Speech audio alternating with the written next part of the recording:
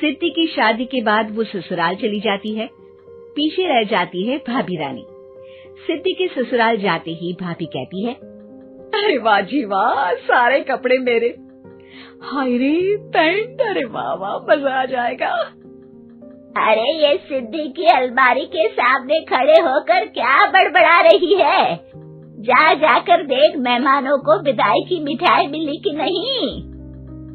अब हाँ माँ जी, क्यों नहीं, लेकिन पहले कपड़े तो बदल लूं। अब रानी आ जाती है सिद्धि के उन कपड़ों में जो वो ससुराल जाने से पहले घर छोड़ जाती है। अरे रानी, कुछ दिन रुक जाती। अरे ये तो सिद्धि बिटिया को मैंने ही दिया था, बड़ा ही फबता था उस पर, तुझ पर तो कुछ खास नहीं लग रहा। अब वो ना मेरे सारे कपड़े गीले थे तो सोचा पहन लूं। वैसे भी सिद्धि को कौन सा दिन पुराने आउटडेटेड कपड़ों को पहनना है। वैसे भी ये सूट तो मैंने तभी पहना था, वैसे खास है भी नहीं ये। हाँ ठीक है, लेकिन ना मेरी सिद्धि पर तो जमता था। सारे मेहमान चले जाते हैं और सिद्धि ससुराल से मायके पहली बार आती है। अपना घर, अपना कमरा, अपनी अलमारी।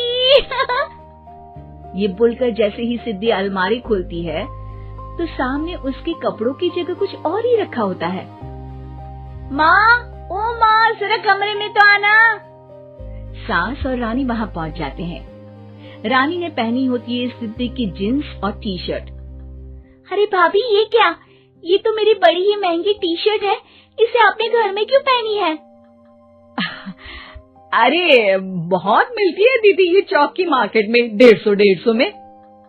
ओ भाभी प्लीज, ये एरोपोस्टल है, 2000 की एक टी शर्ट। ओह, 2000 में तो दीदी 4 साड़ी आ जाए। अब क्या बोलूं? भाभी, ये मेरी अलमारी में छोटू के कपड़े, तो मेरे कपड़े कहाँ हैं? मेरी अलमारी में? अब दीदी आपको कौन से पुराने कपड़े पहनने थे?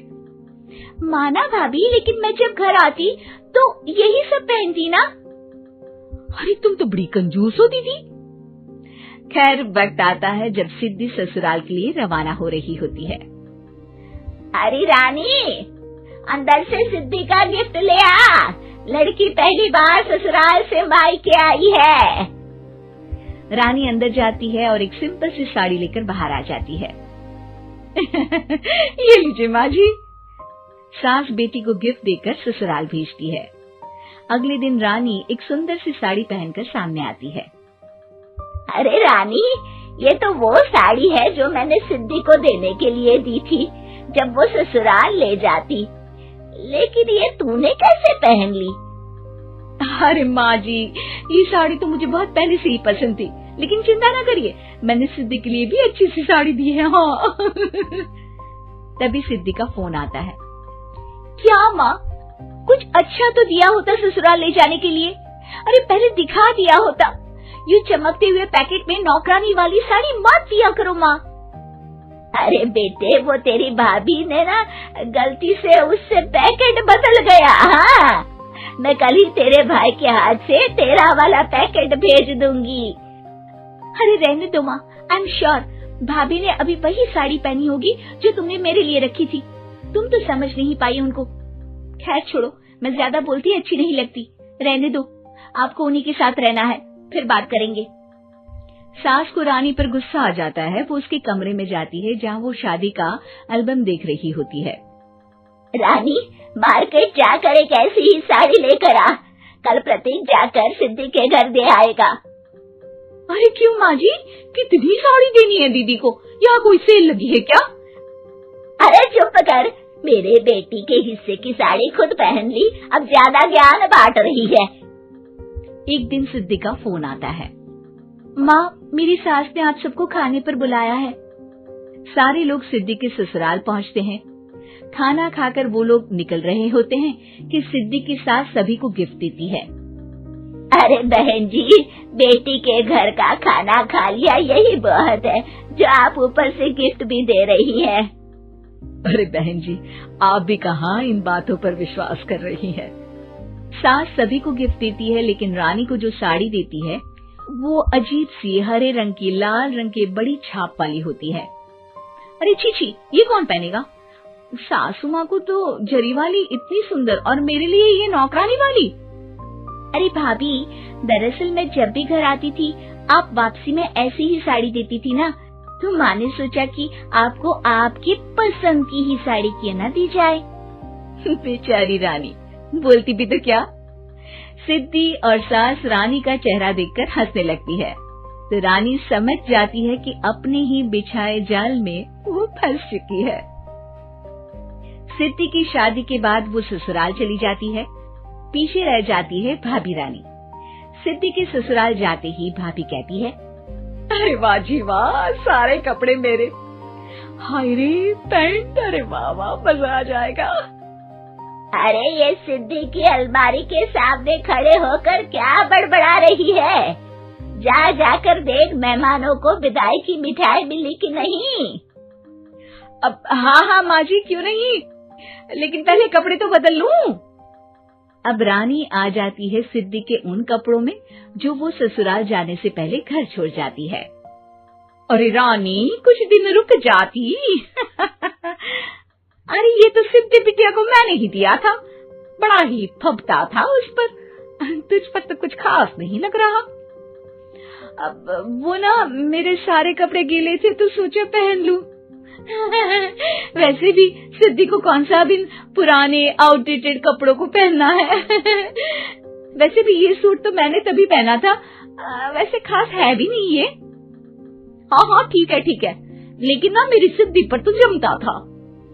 सारे मेहमान चले जाते हैं और सिद्धि ससुराल से मायके पहली बार आती है। अपना घर, अपना कमरा, अपनी अलमारी। ये बोलकर जैसे ही सिद्धि अलमारी खोलती है तो सामने उसके कपड़ों की जगह कुछ और ही रखा होता है। माँ, ओ माँ, जरा कमरे में तो आना। सास और रानी वहाँ पहुँच जाते हैं। रानी ने पहनी होती है सिद्धि की जींस और टी शर्ट। अरे भाभी, ये क्या? ये तो मेरी बड़ी ही महंगी टी शर्ट है, इसे आपने घर में क्यों पहनी है? अरे बहुत मिलती है दीदी ये चौक की मार्केट में, 150 में। ओ भाभी प्लीज, ये एरोपोस्टल है, 2000 की एक टी शर्ट। ओहो, 2000 में तो दीदी 4 साड़ी आ जाए। अब क्या बोलूं? भाभी, ये मेरी अलमारी में छोटू के कपड़े, तो मेरे कपड़े कहाँ हैं? मेरी अलमारी में? अब दीदी आपको कौन से पुराने कपड़े पहनने थे? माना भाभी, लेकिन मैं जब घर आती तो यही सब पहनती ना। अरे तुम तो बड़ी कंजूस हो दीदी। खैर, वक्त आता है जब सिद्धि ससुराल के लिए रवाना हो रही होती है।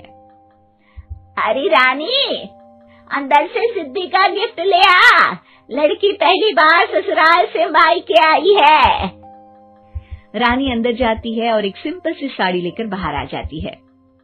ये लीजिए माँ जी। सास बेटी को गिफ्ट देकर ससुराल भेजती है।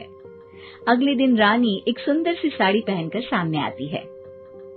अरे रानी, ये तो वो साड़ी है जो मैंने सिद्धि को देने के लिए दी थी जब वो ससुराल ले जाती, लेकिन ये तूने कैसे पहन ली?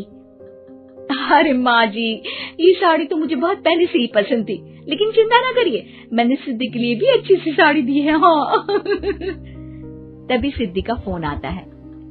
क्या माँ, कुछ अच्छा तो दिया होता ससुराल ले जाने के लिए। अरे पहले दिखा दिया होता। यूँ चमकते हुए पैकेट में नौकरानी वाली साड़ी मत दिया करो माँ। अरे बेटे, वो तेरी भाभी ने ना गलती से उससे पैकेट बदल गया। हाँ, मैं कल ही तेरे भाई के हाथ से तेरा वाला पैकेट भेज दूंगी। अरे रहने दो माँ, आई एम श्योर भाभी ने अभी वही साड़ी पहनी होगी जो तुमने मेरे लिए रखी थी। तुम तो समझ नहीं पाई उनको। खैर छोड़ो, मैं ज्यादा बोलती अच्छी नहीं लगती, रहने दो, आपको उन्हीं के साथ रहना है, फिर बात करेंगे। सास को रानी पर गुस्सा आ जाता है। वो उसके कमरे में जाती है जहाँ वो शादी का एल्बम देख रही होती है।